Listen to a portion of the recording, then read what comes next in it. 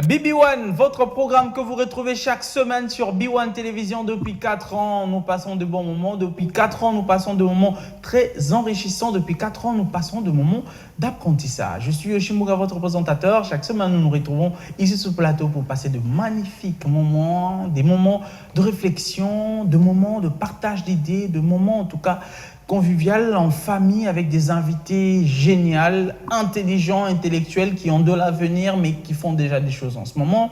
J'ai toujours une équipe de co-présentatrices et j'ai toujours un magnifique public. Mais aujourd'hui, très réduit par cette Covid. Oui, la Covid qui, depuis un moment, revient. Très chers téléspectateurs, partout où vous nous suivez, si vous êtes en RDC ou ailleurs, sachez vous protéger contre la 4e vague. N'hésitez pas d'avoir un masque sur vous. N'hésitez pas d'avoir du gel, en tout cas pour vous protéger. Pour ceux qui sont loin du gel, lavez-vous les mains souvent.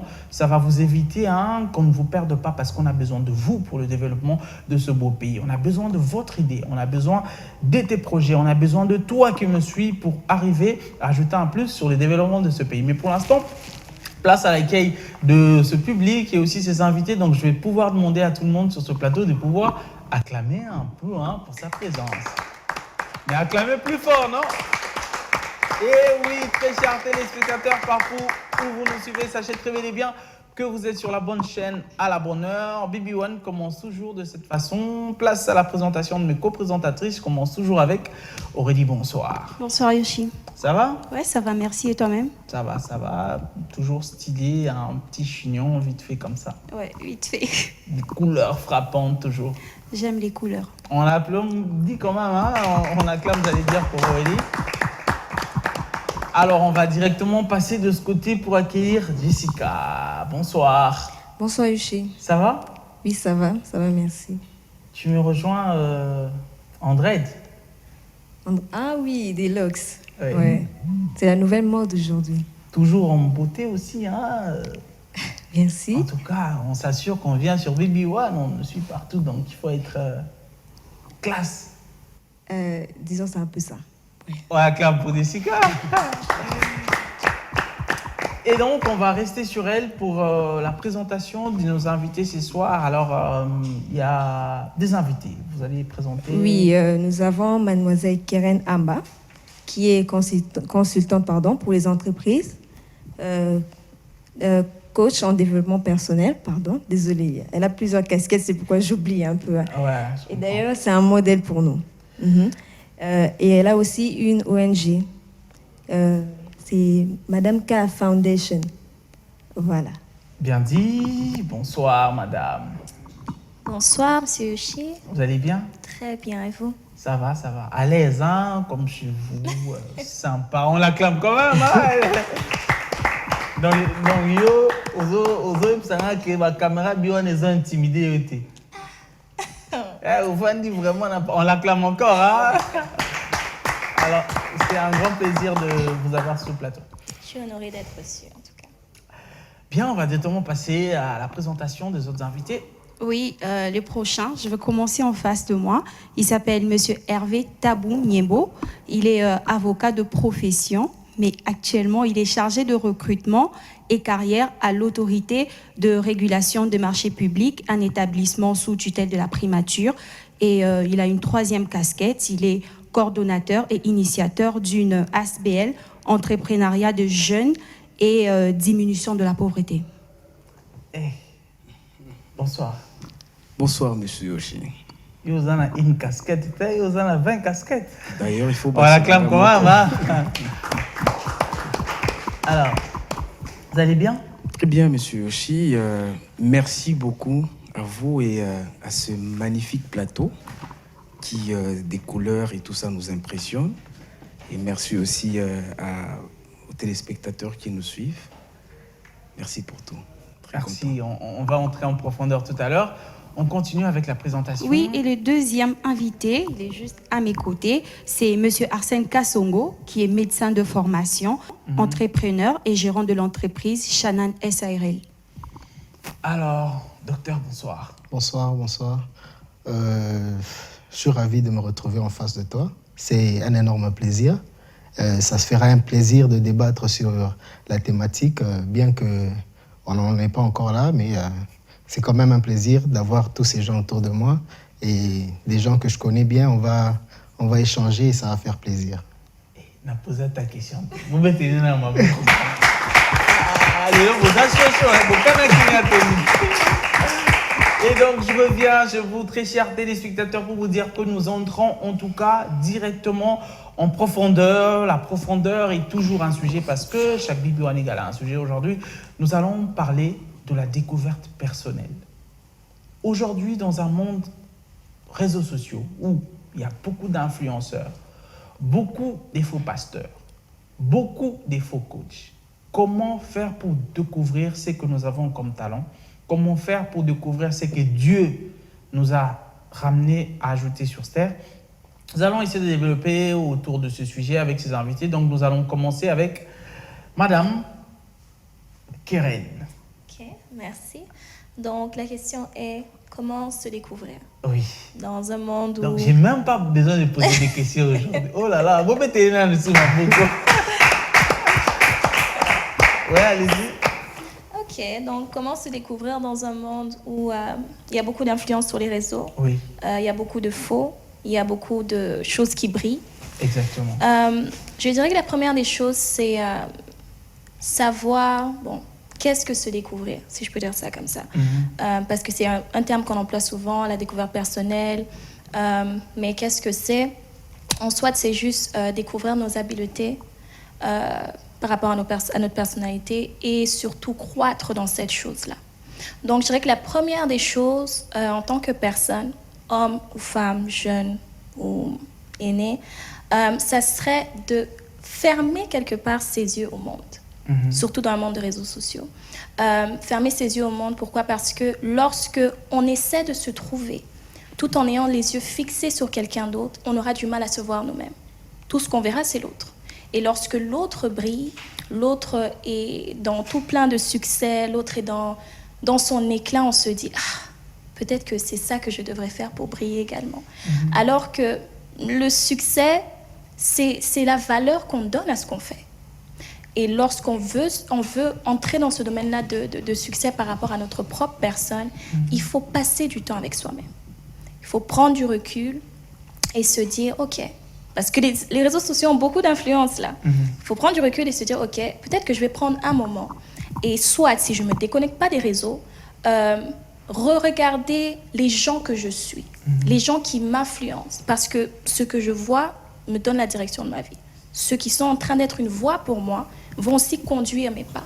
Donc, prendre un recul et se dire, je vais prendre ce temps pour découvrir de nouvelles choses, faire de nouvelles choses, aller à l'aventure, comme on dirait. Expérimenter des choses nouvelles, essayer ce que je n'ai jamais essayé, aller où je ne suis jamais allée, et on pourra découvrir de nouvelles facettes de nous-mêmes. Parce qu'on est confronté à un environnement qu'on ne connaît pas. Parfois, être trop confortable nous empêche de pouvoir voir d'autres choses par rapport à nous, voir ce dont on est capable, voir à quel point notre intelligence peut être profonde ou peut être élevée.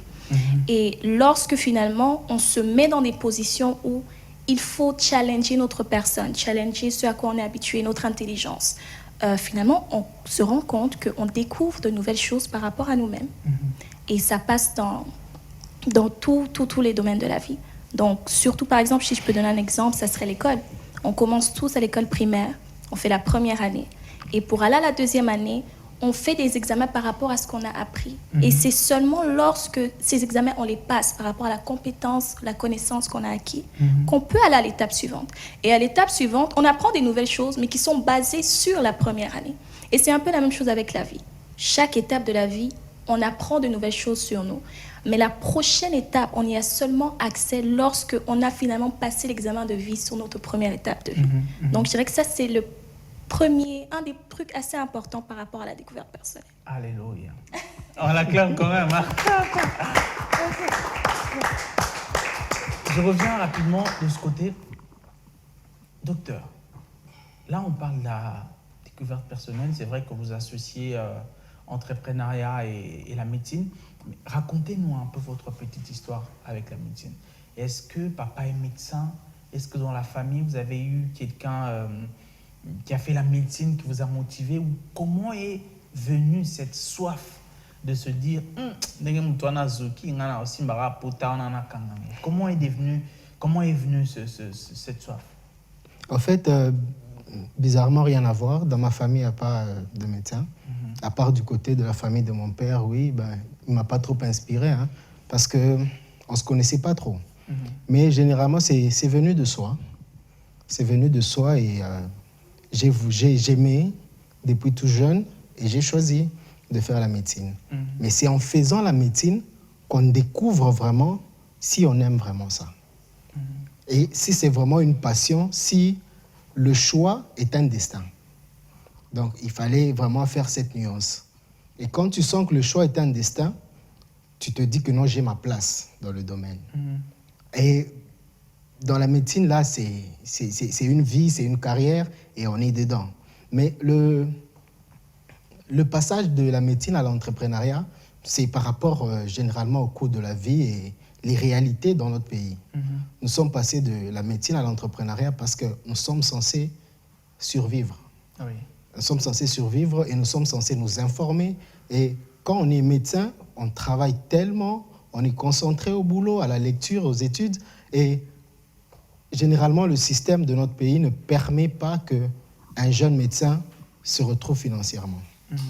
Et quand tu es censé avoir des charges et des responsabilités, tu vois ton lendemain, automatiquement, tu dois réfléchir comment survivre financièrement.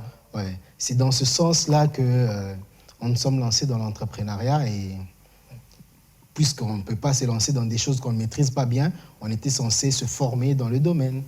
Tu te formes dans l'entrepreneuriat, tu te formes dans la vente, tu te formes dans la production, tu te formes dans la transformation, parce qu'il ne faut pas être superficiel.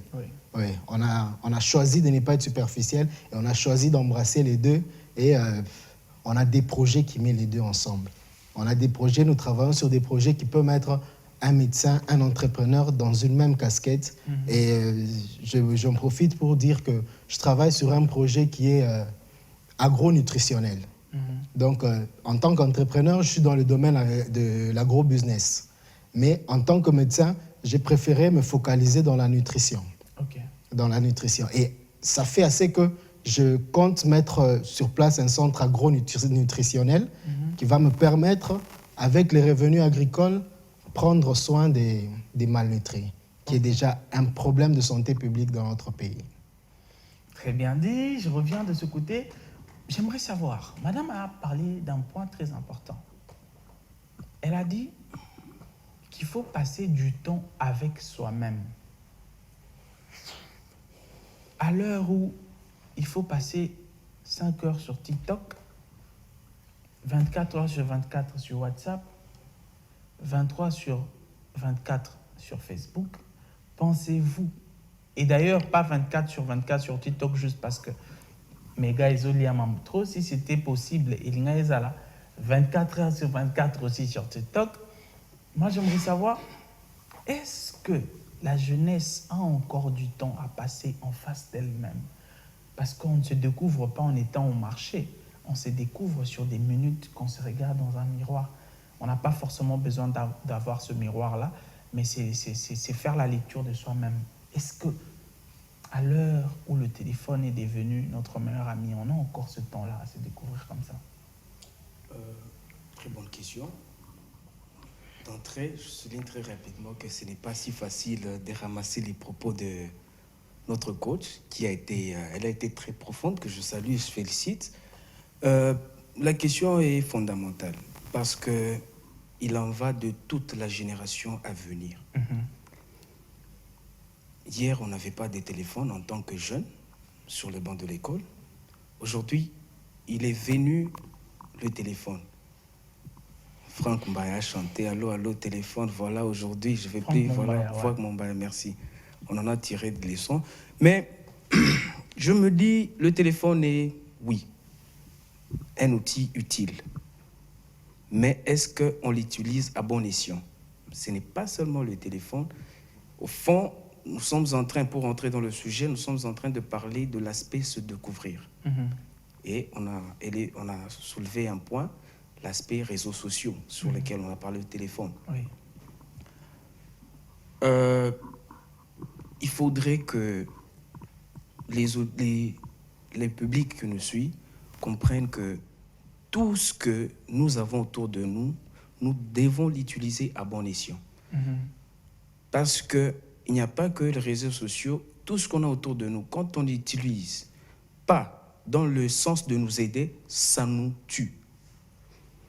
L'homme aujourd'hui, le jeune Congolais, a du mal à se découvrir, comme a dit madame, parce qu'il est distrait. Permettez-moi de poser ce terme distrait. Distrait, pourquoi? Parce qu'il est plus en dehors de lui. Et qu'est-ce qu'il attire en dehors de lui? C'est tout ce qui est beau. Qu'est-ce que...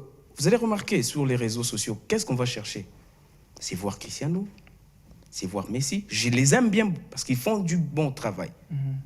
Et nous qui les observons, il faut faire la nuance, c'est là où il y a un problème.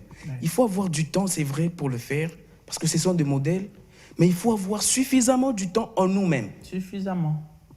Ce n'est qu'en ayant beaucoup de temps en nous-mêmes que moi, par exemple, je dirais j'aime Messi, mais je ne ferai pas le foot. J'aime Cristiano, c'est un très bon athlète, mais je l'aime pour ce qu'il fait. Pourquoi? Parce que j'ai compris, en restant en moi, qu'il y a beaucoup de choses en moi qui me permettront de me découvrir. Et ce n'est qu'en me découvrant que je saurai révéler au public aussi qui je suis. Et en ce moment, peut-être que je serai aussi suivi sur Internet et je ferai objet de convoitise pour ceux-là qui aiment traîner sur les réseaux sociaux pour voir les autres et vouloir devenir comme des autres. Alors, je suis en train de dire que... je reviens sur les propos de madame, notre coach, que l'instant important dans la vie d'un homme, surtout de nos jeunes, c'est de vouloir chercher d'abord à se connaître profondément et intérieurement. Ce n'est que là que l'homme commence à découvrir qu'est-ce qu'il veut, qu'est-ce qu'il peut, à quoi il concourt. Et il peut, en ce moment-là, tout en allant maintenant vers l'extérieur, avoir des modèles clés. Moi, par exemple, je dis, je suis un avocat, j'aime traîner sur les réseaux sociaux pour suivre des bons procès. Ce n'est pas négatif, c'est positif parce que ça me construit. Mais imaginez-vous un seul instant, comme vous avez dit, on passe les 24 heures sur les réseaux sociaux. Pour moi, je donne un exemple, en train de suivre un match de football ou les matchs de football, qui je serai en tant qu'avocat en faisant cela. Mais par contre, l'Internet nous donne beaucoup de choses. Il y a toute une multitude des formations, des informations et tout ce qui va avec. Mais à chacun de l'utiliser pour son bon escient. Et c'est en ce moment-là que chacun sera un bénéfice pour la communauté que nous constituons. Très bien dit. Alors, on va commencer avec la série des questions. On commence par Aurélie. Ouais, j'ai une question à poser à mademoiselle Keren. En fait, j'aimerais savoir, comprendre qui nous sommes réellement à travers nos valeurs, il le faut vraiment. Mais il faut avouer que c'est pas facile pour des gens qui sont tellement accros aux réseaux sociaux aujourd'hui. C'est vraiment pas facile. Alors qu'il faudrait se découvrir, il faudrait se connaître qui nous sommes pour voir que, pour ne pas suivre au fait ce que les autres font pour faire quelque chose de différent. Mais nous sommes tellement accros aux réseaux sociaux aujourd'hui, la jeunesse. Et qu'est-ce que vous pouvez dire par rapport à ça? Qu'est-ce qu'il faut faire pour arrêter d'être accro, pour faire autre chose? C'est retirer un peu, comme vous venez de le dire. Qu'est-ce qu'il faut, en fait? Parce que c'est vraiment pas facile. Ok, donc si je comprends bien la question, ça serait comment naviguer entre les réseaux sociaux et sa propre découverte. Voilà.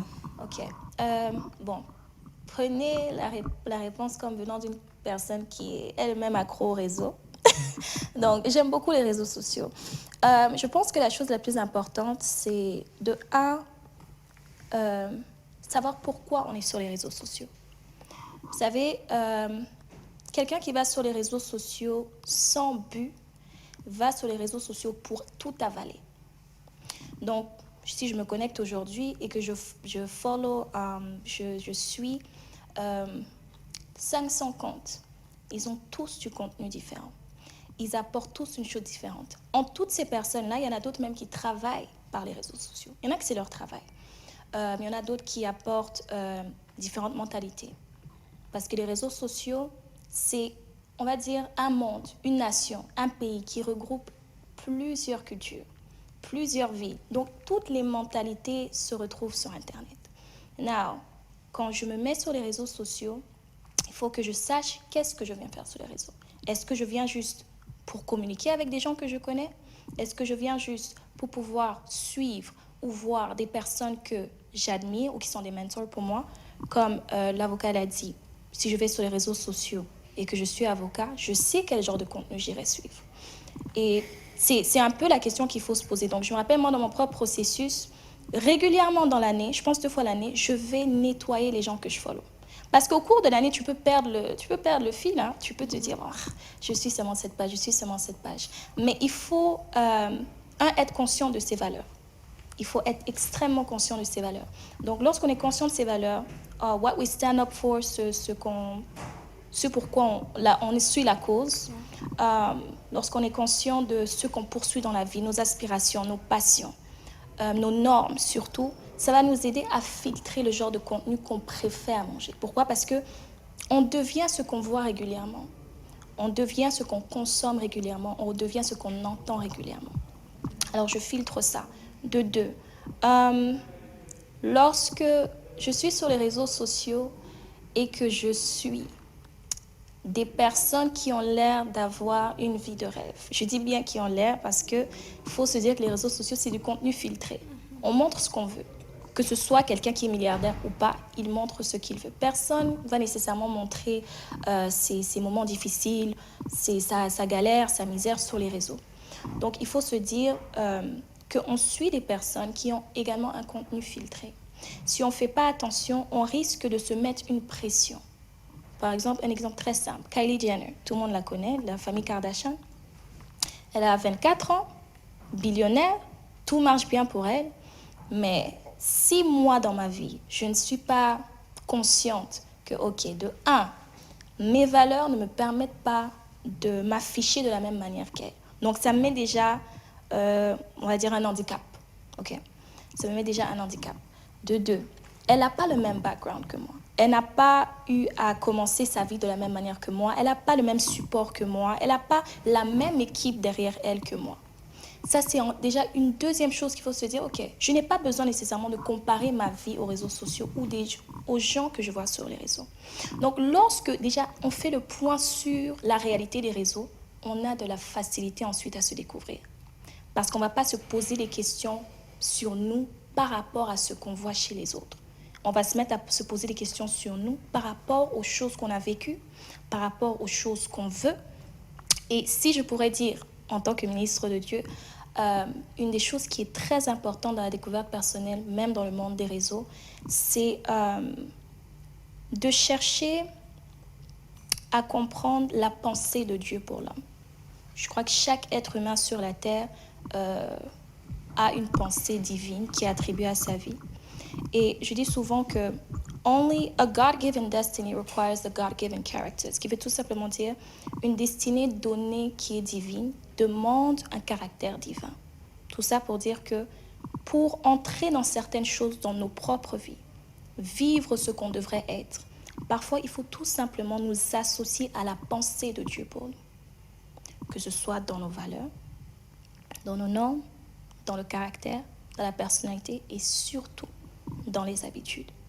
Et avec le temps, avec tout ça, avec le fait qu'on se soucie un peu plus de nos aspirations, des choses qui stimulent notre âme, des choses qui nous rendent heureux, on va voir qu'à la fin de la journée, on finira par se découvrir. Et la découverte, c'est un processus, c'est quelque chose qui se fait chaque jour. Il n'y a pas de déclic où on est là et puis, boum, j'ai une révélation sur qui je suis. Chaque jour, on se découvre un peu plus. Chaque jour, on s'aime un peu plus. Et c'est tout ce qui compte.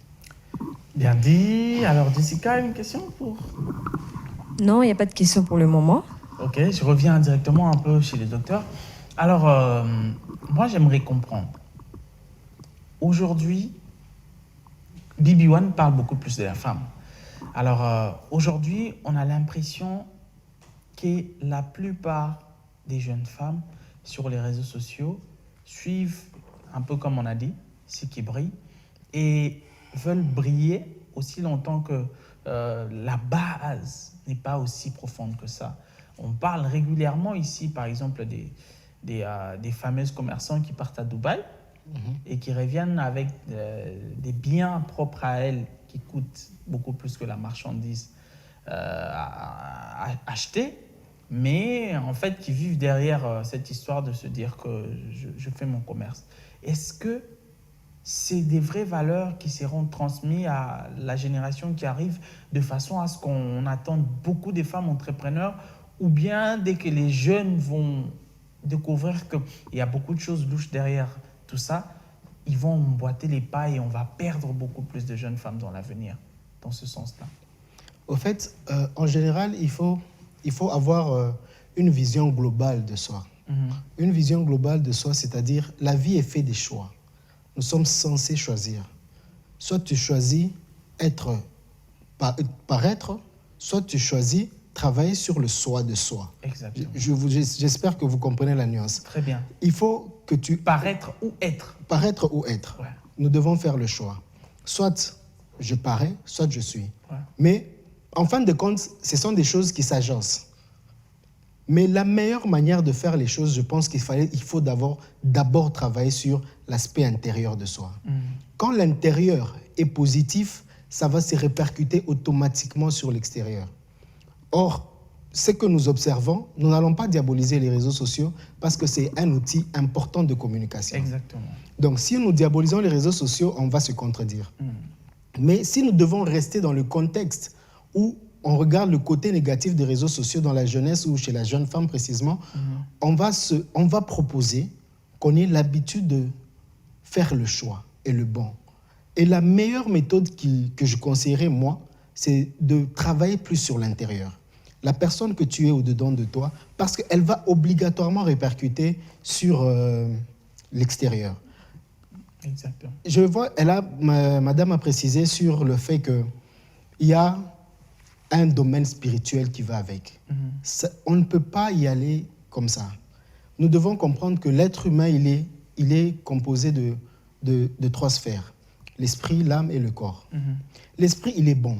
C'est tout ce que nous avons de meilleur, tout ce que nous avons de conscient, tout ce que nous avons de bon dans notre pensée. Mais en fait, la partie de l'âme nous permet de penser, d'avoir des émotions, des sentiments. Et c'est la sphère la plus importante. Parce que c'est elle qui communique avec le corps, qui va exprimer tout ce qui est extérieur. Mais si je veux paraître, donc je travaille ce qui est physique et charnel, et au fond de moi, c'est tout un vide, ça va finir par se fondre. C'est ce qu'on appelle le géant au pied d'argile. Le géant au pied d'argile. Vous construisez un géant, les pieds en argile, vous mettez le tronc en argent, la tête en or, c'est solide au-dessus et ça fond. En bas, ouais. En bas, c'est léger et ça fond en fin de compte. C'est ça le géant au pied d'argile. C'est-à-dire qu'il faut se baser sur les fondamentaux. Et si nous ne nous rendons pas compte qu'il faut bâtir ce qu'il y a vraiment en nous, intérieurement en nous, et ça aura des résultats positifs à l'extérieur, on est sur un faux chemin. Donc, travaillons plus sur notre âme, la partie intérieure, et si nous revenons dans le sujet, c'est la découverte de soi. Tu ne vas pas te découvrir par ce que tu entends. Mais par contre, c'est par ce qu'il y a, tu arrives à sortir ce qui est en toi. Si tu parviens à sortir ce qu'il y a au fond de toi, ça va sortir tes capacités. Ce qui est différent de nos compétences. On peut acquérir des compétences à l'école, mais il y a certaines capacités qu'on ne doit puiser qu'au fond de nous. Et tant que nous ne nous rendons pas compte qu'il faut aller puiser dans le soi, c'est compliqué. Donc moi, je pense qu'on doit travailler sur le soi. Et c'est un processus, c'est un développement où nous devons prendre beaucoup de temps, accepter des fois de tomber, d'échouer. Mais je ne serai pas contre ceux qui suivent certains coachs, certains leaders. Non, parce qu'on apprend toujours, on apprend toujours de quelque part. Oui. On apprend toujours auprès de certaines personnes. Mais le problème, c'est le choix toujours. On revient sur le choix. Exactement. Tu choisis qui? Tu entends qui? Tu suis qui? Tu écoutes qui? C'est cela le problème. Mais pour avoir cette compétence, cette capacité de choisir la bonne personne, il faut déjà être aguerri. Et être aguerri, c'est dans l'esprit. C'est l'esprit qui va communiquer avec ton âme et ton âme communique avec ton corps. C'est le processus. Donc, c'est un peu ça. Très profond. Je reviens de ce côté pour comprendre une chose. Maître, mon mipina bakeli est bien, asa présentable. Qui nous a bien Taylor Van Damme. Libala assuré. il dit que ya barolinga et fin de fin arobala ya épée en bongo pour déjà ça bien. Pourquoi elle doit fournir d'efforts pour se découvrir leadership aussi longtemps que quand elle passe tout le monde la découvre déjà voilà. Donc voilà quoi. Pourquoi elle doit faire des efforts? Il y a 14 ans, ma réflexion, esprit. En tout cas, c'est fondamental, c'est très important et j'apprécie beaucoup. J'espère que il fallait que je sois aussi parmi les publics pour apprendre de ce que j'entends. C'est formidable et fondamental. Mais pour répondre à la question, par moment, vous savez, l'être humain est un tout, un complet. Qu'est-ce qu'on dit? On dit, j'ai appris quelque part en lisant, on dit, pour l'homme, trop n'est jamais assez. C'est fondamental. Il mange, il est rassasié. Quand il voit, il a encore de manger. Il oublie qu'il avait déjà mangé et qu'il s'était dit lui-même que je suis rassasié. Voyez-vous, ça y est une illustration. Taylor Van Damme, c'est vrai. On pouvait s'arrêter par là pour dire que tu as déjà tout ce que Dieu t'a donné pour être toi et t'assumer en tant que tel. Mais vous verrez que la personne cherche toujours à ajouter. Pas qu'ici, Basile, et Kokite. Manzaka, na Monica Rekokite. Tala, toké na basure naturel kaka. Alors, qu'est-ce que je veux dire? On doit rentrer, je prends les mots de madame. On dit, on est ce qu'on entend, ce qu'on voit. Et c'est la réalité. Parce que je me rappelle, j'étais encore en premier graduat quand on nous apprenait les cours de droit social. On dit, l'homme prenez-le, mettez-le en brousse, laissez-le évoluer. Après, il va réagir comme un singe. Pourquoi? Parce qu'il a habité avec les singes. Oui. Et ce que nous voyons nous influence au même niveau que l'illustration que je vais te donner. Mais maintenant, c'est à chacun de comprendre que qui suis-je? Nous sommes toujours là, l'intérieur. Oui. Qui suis-je? À quoi je suis appelé? Quand on commence à comprendre ces notions basiques, vous savez, il y aura moins de gâchis en termes de production humaine. On est ce qu'on est parce qu'on ne comprend pas qui on devrait être. Ouais. Si je commençais à comprendre qui je devrais être, peut-être que je ne te parlerai pas comme je te parle. Peut-être que je n'agirai pas comme j'agis. Et c'est la notion la plus difficile parce qu'il n'y a pas un cours, ni à l'université, ni dans les églises. Excusez-moi, je me retiens. Les églises, on nous donne des conseils de comment arriver à ça. Il n'y a pas un cours normal où on te dit, voilà, 1 + 1 donne 2. Si tu fais ça et ça, tu vas savoir qui tu dois être. C'est un acharnement, un combat de tous les jours. Je veux ici donner aussi un conseil. Le conseil, c'est que j'ai suivi sur toujours les réseaux sociaux, parce que ça m'a formé. Oui. On dit quoi? La réussite, c'est un hasard. Quand j'ai suivi ça, je me dis, mais tiens, comment on peut parler de la réussite? Le succès, c'est un hasard. Comment on peut parler du succès comme un hasard? Alors ça m'a attiré. Et au fond, j'ai compris qu'il avait raison. C'est lui qui a dit ça. Qu'est-ce qu'il a dit? C'est à force d'essayer et d'échouer qu'une fois, en essayant, on se retrouve réussi. Et c'est fini. Vous êtes balancé sur les réseaux sociaux. C'est lui qui a... Permettez-moi de parler de vous, je vous suis depuis il y a 8 ans. Les gens qui vous verront aujourd'hui diront, moi aussi je vais porter comme lui, je vais parler le bon français. Mais ils ne savent pas d'où vous êtes venus. Pourquoi? Parce que quand vous aviez commencé, vous n'avez pas tout fait comme aujourd'hui. Ouais. Il y a où ça a échoué. Vous avez tenté, vous êtes revenu en arrière. Vous vous dites, mais que je laisse ça pour refaire autre chose. Mais pendant 8 ans, 10 ans, vous êtes toujours là. Pourquoi? Parce que vous avez plusieurs fois échoué. Et que, une fois réussi, c'est là où il dit c'est un hasard. Vous n'avez pas prévu de réussir au 8e coup. Peut-être quelqu'un d'autre est parti jusqu'au 12e. Alors que vous, c'était au 8e. Lui, c'est au 15e. Voyez-vous? Donc, je me dis, nous devons creuser en nous, creuser profondément, et encore, et ne jamais se fatiguer, jusqu'à ce que nous puissions être celui que nous devons être, et non pas celui que nous voyons de l'extérieur. L'homme extérieur nous ment généralement, parce qu'il nous donne que ce qui est beau. Je vois un pasteur sur un podium en train de prêcher, faire des révélations grandes. Je me dis, moi aussi je vais faire comme lui. Mais je ne calcule pas les nombres de fois il est en jeûne. C'est un problème. Je vois Cristiano Ronaldo courir, aller rentrer comme si c'est le vent qui le portait. Mais j'ignore combien de fois il s'entraîne. Est-ce que je me suis une fois imaginé combien de fois Cristiano a enduré dans l'entraînement pour arriver à nous produire ce qu'il nous produit? Voyez-vous, tout ça tourne autour de l'intérieur de l'homme. Et quand on va travailler l'aspect intérieur, à coup sûr, moi je pense qu'on n'ira pas contre le mur. Dans toute entreprise qu'on va porter, ça va finir par produire parce qu'on a compris l'essentiel de la vie. Je pouvais dire ça. Est-ce qu'il ne mérite pas d'acclamation quand même? Il y a tellement de la profondeur ici. Hein? J'ai bien dit. Alors, des questions? Bien sûr. J'en ai une. On commence par Jessica. Bien, d'accord. Oui, c'est une question, enfin, c'est un peu une antithèse. OK. Par rapport à ce que vous avez dit. Le fait d'essayer d'imiter ces personnes qu'on voit sur les réseaux sociaux, selon moi, c'est une source de quoi? De motivation. Je cours, je sais où je vais. Donc, on devrait éviter de les avoir pour modèle, ces personnes-là qu'on voit sur les réseaux sociaux. On devrait vraiment éviter. Bon, pas nécessairement éviter. Comme j'ai dit, il faut juste être précis. Je pense que dans toute course, on sait où est la ligne d'arrêt. Je sais, je cours quelle distance, ou je sais, je cours jusqu'à quelle destination. Donc, dans les réseaux sociaux, le truc, c'est juste de savoir telle personne, je la suis, pourquoi, telle personne est mon modèle. Tout le monde a besoin d'un modèle. Tout le monde a besoin d'un héros, toute sa vie.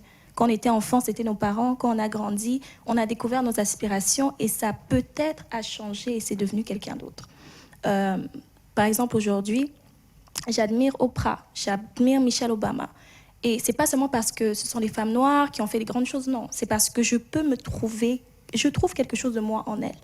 Et c'est un peu ça le concept. C'est juste de trouver des personnes qui font ces choses que vous peut-être voudriez, pas peut-être, que vous aspirez à faire demain.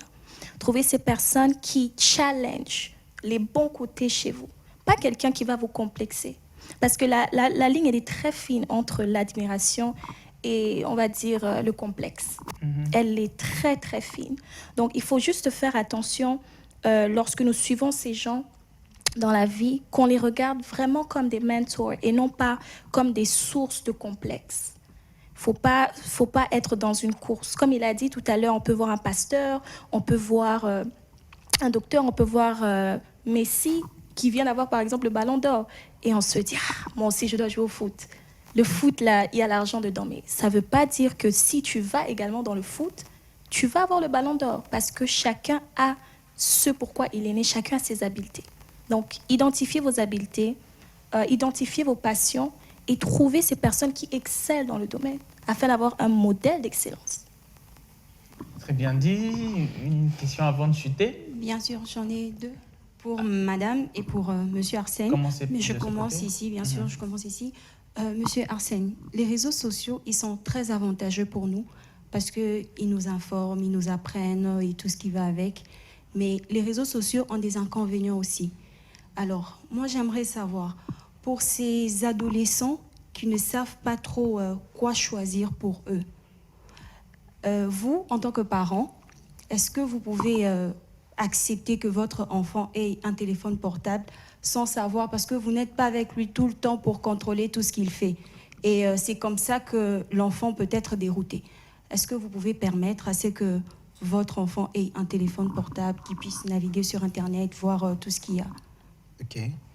Bon, un enfant avoir un téléphone portable ou pas, au fait, c'est... Moi, je reste dans le principe où l'homme est un tout. Il ne faut pas choisir des éléments précis ou des interdictions précises. Les enfants, quand on les a, Dieu nous les donne, c'est pour les gérer. Nous sommes, en tant que parents, gestionnaires d'enfants. Donc, quand tu gères un enfant, tu gères tous les domaines de sa vie. Tu n'es pas censé avoir des restrictions précises, mais tu dois guider l'enfant. Dans le cas où il y a des réseaux sociaux, nous devons déjà apprendre qu'il y a un danger et un élément positif avec les enfants. Plus tu les éloignes des réseaux sociaux, quelque part, ils seront en retard avec la modernisation. et la mondialisation. Il ne faut pas les reculer, mais il faut les encadrer. Maintenant, on peut se dire quoi? Apprendre aux enfants, quand ils sont encore jeunes, à avoir des objectifs. Même quand on nous parle d'avoir un coach, d'avoir un guide, d'avoir un leader qu'on suit, mais il faut que ça soit en rapport avec tes objectifs. Parce que quand tu as un objectif bien défini dans la vie, tu connais les activités que tu es censé mettre en action pour atteindre cet objectif. J'ai un objectif X, mais je suis, admettons, je suis un entrepreneur, mais je suis des procès comme lui les suit. Des procès sur des réseaux sociaux. Ça n'a pas de sens. Je suis en train de suivre des comédies à tout moment. Mais je dois avoir un objectif. Je me dis, si mon objectif est d'avoir une entreprise internationale, qui ont des entreprises internationales, ceux qui ont commencé petits et ont grandi. Ce sont ceux-là que je cherche, parce que j'ai un objectif. Alors, il faut apprendre à tout un chacun de se fixer des objectifs ou un objectif. D'ailleurs, il doit y avoir un objectif avec des sous-objectifs, avec des activités qui te mènent à cet objectif. Parce que sans objectif dans la vie, tu vas naviguer à vue. Tu vas toucher à tout et tu ne sais pas où tu vas te retrouver dans un mur. D'où nous devons nous fixer des objectifs. Nous devons apprendre aux enfants à se fixer des objectifs. Et en matière d'objectifs, nous pouvons faire des exercices avec les enfants, avec les jeunes, dans le sens où tu lui dis quel est ton objectif cette semaine. C'est quoi ton objectif ce mois? Vous avancez comme ça. L'enfant a l'habitude d'avoir des objectifs. Oui, motiver l'enfant dans ce sens. Et tu comprendras que cette culture-là de se fixer des objectifs, il grandit avec et ça va faire assez qu'il va finir par découvrir, on revient dans le sujet, se découvrir. Il va finir par découvrir l'objectif de sa vie. Là, ouais. Et c'est comme ça qu'à chaque objectif que nous avons des activités. Que nous sommes... Et les activités, c'est notre vie de chaque jour. Le choix de suivre ça ou pas, le choix de suivre qui ou non. Parce qu'il y a des modèles à suivre, mais il y a des faux modèles en même temps. Il y a des gens qui vous racontent des histoires qu'ils n'ont jamais mises en pratique. Moi, je lis un livre d'un monsieur, un médecin aussi, c'est Dr Michel Mouvoudi, qui parle sur la performance organisationnelle. C'est excellent parce que c'est dans ça qu'il vit. C'est ce qu'il est. Je ne peux pas me choisir un coach ou un leader que je suis. En réalité, ce sont des livres qu'il a lus et qui viennent me déballer. Non, il faut des gens qui vivent cette réalité et que tu suis. Et en temps normal, pour un entrepreneur, pour un jeune, il faut avoir un modèle. Mais le choix revient encore une fois. Très bien dit. Par faute de temps, nous sommes complètement arrivés à la fin de cette émission. Donc, on va directement commencer à chuter. On va commencer de ce côté. Alors, il faut encore des questions. Vous avez des questions encore? Non? Oui. Donc, ça sera... on va chuter une question? Une dernière, oui. Oui, ça sera pour elle. Oui, alors, moi, j'aimerais que vous puissiez regarder la caméra en face de vous et passer un message aux jeunes qui vous suivent. En tout cas, les jeunes vous regardent en ce moment. J'aimerais que vous puissiez passer un message à un jeune qui a envie de se découvrir. Donc, vous la regardez et vous dites quelque chose qui sort du plus profond de vous. Wow, vous avez bien fini par la question du plus profond de moi-même. Le jeune qui me suit. Je veux reprendre cette phrase théorique que nous avons tous appris. Nous sommes, nous, jeunesse d'aujourd'hui, avenir de demain. C'est un slogan. Mais ça arrêtera d'être slogan quand ça va être une réalité dans nos vies. Comment est-ce que ça serait une réalité? C'est par là que j'introduis mon dernier mot en disant que tout ce qui venait d'être dit, c'est pour nous construire afin de commencer par notre intérieur pour finir par l'extérieur. Qu'on ne parle pas seulement de l'intérieur parce que tout ne se vit pas à l'intérieur. Le rendez-vous de tout ce qui est intérieur, c'est à l'extérieur. Alors nous avons commencé par conseiller que nous devons d'abord apprendre à rentrer en nous pour nous connaître et sortir le meilleur de nous de l'extérieur parce que notre société en a besoin. Ne pas le faire, c'est être une perte, du gâchis pour la société. Très rapidement, parce que... Alors, en dernier mot, je nous conseille sérieusement de nous aimer, de nous chercher et de nous reconnaître. C'est en ce moment-là que on va être une importance, une valeur ajoutée dans le rendez-vous du donner et du recevoir dans la société ou la communauté, j'ai dit. Très bien. Alors, on passe... Une question, non? Oui, j'ai une question. Bon, pas une question, mais je voudrais que vous avez touché un point très important qui est la source, la base des jeunes, la famille. Maintenant, je voudrais que vous passiez un message ou un conseil pour les parents. Qu'est-ce qu'ils doivent dire à leurs jeunes pour les motiver, bon, les pousser à se découvrir soi-même. Très bien dit, ça sera tout à l'heure. Donc, la parole est d'abord à vous. Elle va chuter avec quoi? Bien sûr. Vous avez dit que vous aimez les réseaux sociaux. Alors, comment vous avez fait, parce que vous avez commencé sûrement pas aujourd'hui, comment vous avez fait à cette époque-là pour ne pas vous laisser influencer, pour arriver où vous êtes arrivé aujourd'hui, parler à des gens qui peuvent vous suivre, qui peuvent se retirer et puis faire quelque chose de bon, voilà, ne pas être influencé sur les réseaux sociaux. Comment vous avez fait ça? Comment vous êtes arrivé à faire ça, à ne pas être influencé? Je dirais que déjà en tant que personne, je suis très rebelle. Ça, c'est la première des choses. Je suis très têtue. Bon, les gens m'appellent la têtue de la vie. Je suis extrêmement têtue. Je suis quelqu'un qui est très... Comment on dit ça en français? Strong opinionated. Donc, je suis très attachée à mes propres opinions. Donc, ça arrive, parce que nous sommes tous humains qu'on soit affecté par les idéologies des autres, les commentaires des autres.